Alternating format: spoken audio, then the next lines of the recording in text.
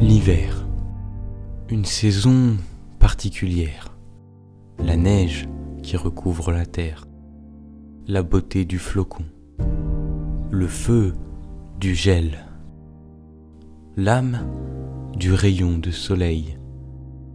Dans cette vidéo, nous allons parler de Jack Frost, l'incarnation de cet hiver, légende de Noël, mais aussi personnage mythique du folklore anglo-saxon.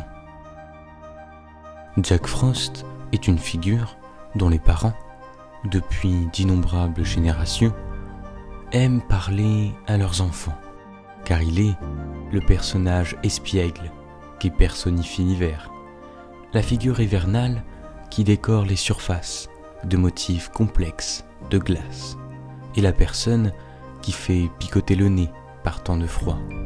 Malgré sa popularité continue, Jack Frost n'est pas un personnage moderne, loin de là. Ses origines remontent à des centaines d'années, aux prémices de la mythologie scandinave. Les origines de Jack Frost se situent en Scandinavie, plus précisément en Norvège. C'était une créature ressemblant à un géant, ou une nymphe selon les versions, appelée Jökulfrosti. En Norvège et en Islande, on croyait que les géants avaient créé les calottes glaciaires et les glaciers. Jökulfrosti était le fils de la déesse du vent, Kari. Il était aussi immortel et était éternellement jeune, tant qu'il y avait de la neige là où il vivait. Mais dans de nombreuses histoires racontées dans différentes cultures, Jack Frost est un adolescent, c'est un escroc, et il aime faire des farces aux gens et aux autres esprits de la nature.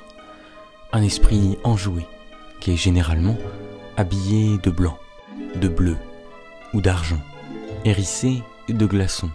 Il agite son sceptre de bois pour tout recouvrir de cristaux de givre.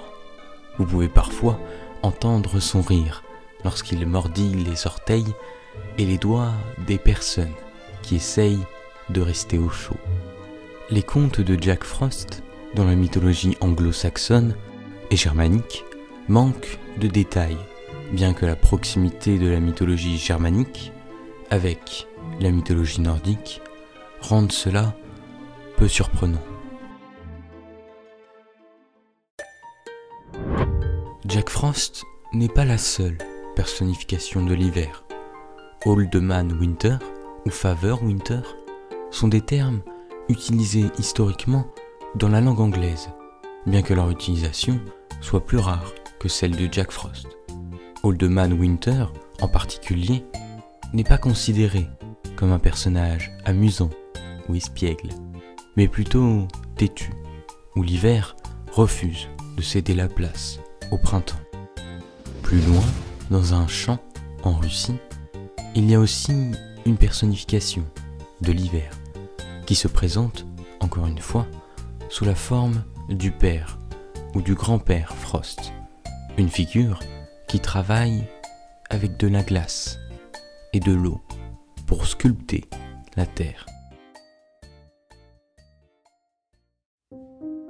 De nombreuses civilisations ont eu une figure associée au froid, mais à l'époque moderne, la plupart de ces figures sont maintenant liées entre elles, sous un seul nom, Jack Frost, et les personnages qui existaient auparavant sont aujourd'hui pratiquement oubliés.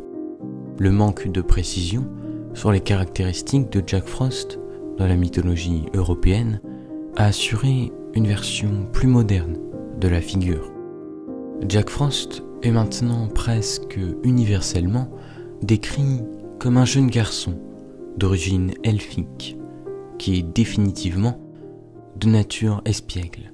Cette représentation moderne remonte à un point de départ, 1864, lorsque l'artiste Thomas Nast a peint Jack Frost comme une figure jeune, vêtue de glaçons.